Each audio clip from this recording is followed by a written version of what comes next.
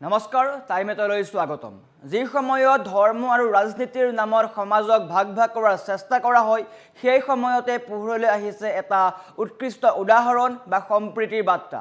সমাগত ঈদ আৰু ঈদৰ প্ৰাক্ষণত ঈদৰ বজাৰলৈ হিন্দু বৃদ্ধ এগৰাকীয়ে গৰু লৈ গৈছিল বিক্ৰী কৰিবলৈ আৰু সেই সময়তে মুছলমান যুৱকে দেখুৱাইছে এক উৎকৃষ্ট উদাহৰণ তেওঁ হিন্দু বৃদ্ধগৰাকীক কৈছে যে আমি হিন্দু ধৰ্মক সন্মান কৰোঁ গতিকে ঈদৰ কুৰবানী বজাৰৰ পৰা আপোনাৰ গৰু লৈ যাওক আৰু এনেকৈ ঈদৰ কুৰবানী বজাৰৰ পৰা মুছলমান যুৱকে গৰু ভটাই পঠিয়াইছে যি সময়ত আমি দেখিবলৈ পোৱা যায় যে হিন্দু মুছলমানৰ মাজত দেখিবলৈ পোৱা যায় ভেদাভেদ ধৰ্ম আৰু ৰাজনীতিৰ নামত সমাজক ভাগ কৰা যায় সেই সময়তে এই সমগ্ৰ ঘটনাই ভাৰতত চাঞ্চল্যৰ সৃষ্টি কৰিছে সকলোৱে মুছলমান যুৱকগৰাকীক প্ৰশংসাৰে উপচাই পেলাইছে কিয়নো ঈদৰ বজাৰত গৰু কুৰবানী কৰিবলৈ নিদি হিন্দু বৃদ্ধগৰাকীয়ে অনা গৰু উভতাই পঠিয়ালে মুছলমান যুৱকে আৰু এই সমগ্ৰ ঘটনাক লৈ আপুনিও কমেণ্ট কৰিব পাৰে প্ৰশংসা কৰিব পাৰে গতিকে এই ঘটনাৰ সন্দৰ্ভত কি হৈছে সবিস্তৰে লৈ আহিছোঁ এই খবৰ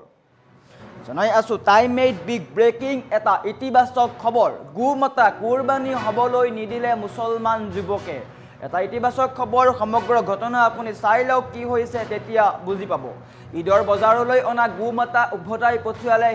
মুছলমান যুৱকে কি হৈছে ঘটনা ঘৰুৱা নাটনিৰ বাবে হিন্দু বৃদ্ধই বজাৰলৈ গৰু বিক্ৰী কৰিবলৈ আনিছিল বকৰীদৰ বজাৰত গৰু দেখা পায় তাতেই যিসকল লোক আছিল তেওঁলোকৰ মাজৰ হুলস্থুলৰ সৃষ্টি হয় আৰু বজাৰৰ উত্তপ্ত পৰিস্থিতিৰ মাজতে এজন মুছলমান যুৱকে শান্তভাৱে সকলো পৰিস্থিতি নিয়ন্ত্ৰণ কৰে মুছলমান যুৱকজনে আগবাঢ়ি গৈ হিন্দু বৃদ্ধজনক অতি সন্মানেৰে বুজায় যে যুৱকজনে হিন্দু বৃদ্ধজনক কয় যে আমি আপোনালোকৰ ধৰ্মক অপমান নকৰোঁ সকলো ধৰ্মক আমি সন্মান কৰোঁ আপুনি যি গৰু আনিছে সেই গৰুজনীক নিৰাপদে ঘৰলৈ উভতাই লৈ যাওক বুলিও অনুৰোধ জনাই মুছলমান যুৱকজনে এই ঘটনাৰ ভিডিঅ' ভাইৰেল হোৱাৰ পিছতেই সকলোৱে এই যুৱকজনক প্ৰশংসা কৰিছে এই ঘটনাই এতিয়া হিন্দু মুছলমানৰ মাজত কণ্ডল লগাব বিচৰা লোকসকলক উচিত শিক্ষা দিছে বুলিও কোৱা দেখিবলৈ পোৱা গৈছে আৰু এটা ইতিবাচক খবৰ আমি এআইৰ সহায়ত কিছু দৃশ্যাংশ দেখুৱাৰ চেষ্টা কৰিছোঁ আপুনি বুজি পাব বজাৰলৈ এগৰাকী হিন্দু বৃদ্ধ গৈছিলে নিজৰ গৰু লৈ বিক্ৰী কৰিবলৈ আৰু সেই সময়তেই সমগ্ৰ বজাৰত দেখিবলৈ পোৱা গৈছিলে যিহেতু গৰু কুৰবানী নিষিদ্ধ কৰা হৈছে চৰকাৰ কঠোৰ হৈছে গৰু কুৰবানী নকৰিবলৈ সকলোকে আহ্বান জনাইছে আৰু সেই সময়তে এগৰাকী মুছলমান যুৱকে এক সম্প্ৰীতিৰ নিদৰ্শন দাঙি ধৰে হিন্দু বৃদ্ধগৰাকীক মুছলমান যুৱকজনে বুজায় যে আমি আপোনালোকৰ ধৰ্মক সন্মান কৰোঁ গতিকে ঈদৰ কুৰবানী বজাৰৰ পৰা গোমাতাক লৈ যাওঁ গতিকে আমি এইবাৰ ঈদত গৰু কুৰবানী নিদিওঁ গতিকে আপুনিও এই বজাৰৰ পৰা গোমাতা লৈ যাওক আৰু এই সমগ্ৰ দৃশ্য ভাইৰেল হৈ পৰাৰ পিছতেই দেশজুৰি চৰ্চা আৰম্ভ হৈছে কিয়নো যি সময়ত হিন্দু মুছলমানৰ নামত ৰাজনীতি কৰা দেখিবলৈ পোৱা যায় সমাজখনক ভাগ কৰা দেখিবলৈ পোৱা যায় আৰু তেনে সময়ত এটা ইতিবাচক খবৰ আহিছে গতিকে আপুনিও কমেণ্ট কৰি এই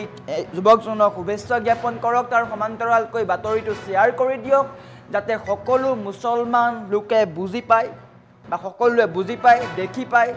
যে বৰ্তমান সময়ত সমাজত এতিয়াও মানৱীয়তা জীয়াই আছে সম্প্ৰীতিৰ এক উৎকৃষ্ট নিদৰ্শন দাঙি ধৰিছে মুছলমান যুৱকে পুনৰ এবাৰ সমগ্ৰ ঘটনা কোৱাৰ চেষ্টা কৰিম কিয়নো এই সমগ্ৰ ঘটনাই সমগ্ৰ ভাৰততে চৰ্চা লাভ কৰিছে আৰু সকলোৱে প্ৰশংসা কৰিছে মুছলমান যুৱকজনক সকলোৱে প্ৰশংসা কৰিছে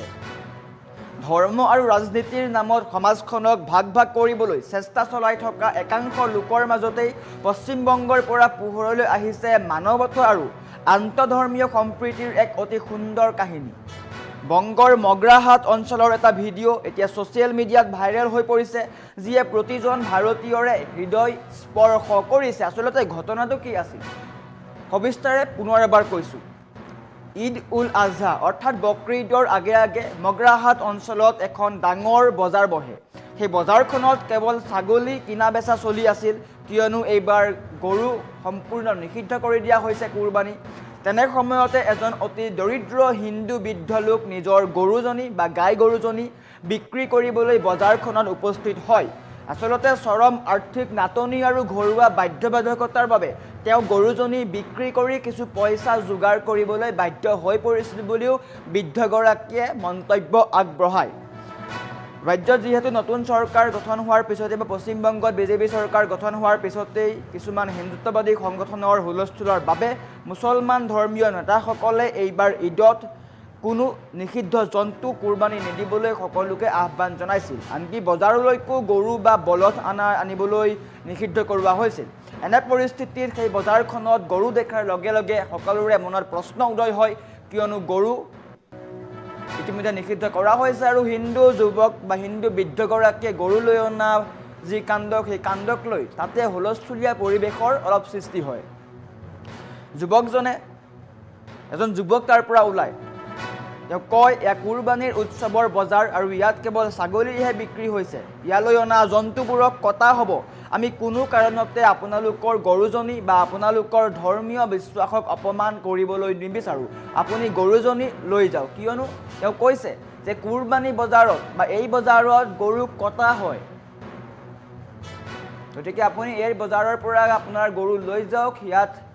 আপোনালোকৰ ধৰ্ম বা যি আপোনালোকে গোমাতা বুলি কয় তেওঁক ইয়ালৈ আনি অপমান নকৰিব।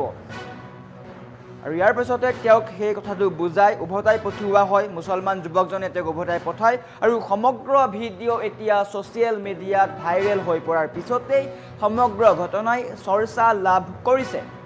ছ'চিয়েল মিডিয়াত প্ৰশংসাৰ জোৱাৰ। এই গোটেই ঘটনাটোৰ ভিডিঅ' ইণ্টাৰনেটত বিয়পি পৰাৰ পিছৰে পৰা সমাজৰ সকলো শ্ৰেণীৰ লোকে মুছলমান যুৱকজনক প্ৰশংসাৰে উপচাই পেলাইছে। বহু লোকে কৈছে যে আন ধৰ্মক সন্মান কৰাটোৱেই হৈছে আচল ভাৰতীয় সংস্কৃতি। এজন হিন্দু ব্যক্তিয়ে লিখিছে, মই এজন হিন্দু, কিন্তু এই মুছলমান যুৱকজনৰ বুজাবুজি আৰু মানৱতাক মই মূৰ দোৱাই প্ৰণাম জনাইছোঁ। হিন্দু এগৰাকী যুৱকৰ মন্তব্য মুছলমান এই যুৱকজনক লৈ। আনহাতে বহু লোকে এই দৰিদ্ৰ বৃদ্ধজনৰ আৰ্থিক অৱস্থাৰ কথা ভাবিও দুখ প্ৰকাশ কৰিছে, কিন্তু মুছলমান যুৱকজনৰ এই প্ৰশংসনীয় পদক্ষেপক লৈ সকলোৱে প্ৰশংসা কৰিছে। গতিকে আপুনিও কমেণ্ট বক্সত তেওঁক শুভেচ্ছা জ্ঞাপন কৰক, কিয়নো এটা ইতিবাচক খবৰ। যি সময়ত ধৰ্ম আৰু ৰাজনীতিৰ নামত সমাজখনক ভাগ ভাগ কৰা দেখিবলৈ পোৱা যায়, সেই সময়তে এগৰাকী মুছলমান যুৱকে দেখুৱাইছে সম্প্ৰীতিৰ এক অনন্য নিদৰ্শন, যে নিদৰ্শনৰ ফলত এয়াই হৈছে আমাৰ ভাৰতীয় সভ্যতা সংস্কৃতি। সকলোৱে গৌৰৱবোধ কৰিছে, সকলোৰে গৌৰৱেৰে বুকু ফুলি আহিছে। গতিকে বাতৰিটো শ্বেয়াৰ কৰি দিয়ক। সকলোৰে মাজত এটা ইতিবাচক খবৰ আপুনিও বিলাই দিয়ক সকলো ভাই বন্ধু লোকৰ মাজত, কিয়নো বৰ্তমান ঈদৰ বজাৰত গৰু কুৰবানী হ'বলৈ নিদিলে এইগৰাকী মুছলমান যুৱকে।